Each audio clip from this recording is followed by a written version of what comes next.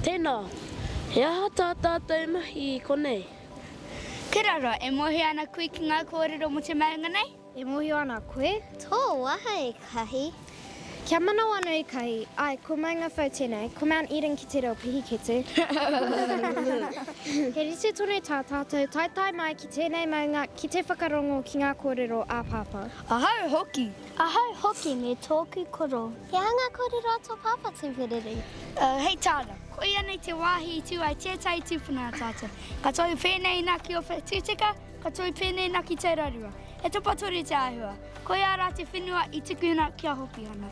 I nā hea tewa tuku whenua? I te tau 1840 I te rā 18 o Māhuru. He 3,000 taua whenua I tukuna ki te Pākehā.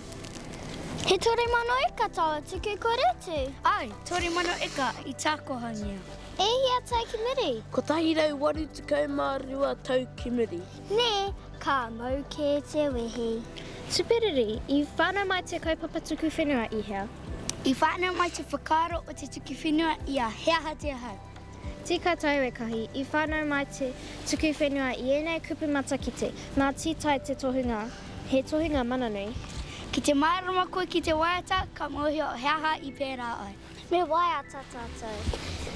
He aha te hau, he aha te hau, e wawara mai e tiuhera ki nāna ia mai te pūtaraki ki ta e tiki nā tuea te kotu koi a te pai whakairo ka tūki wai te mata I oku wairangi e kōkiri.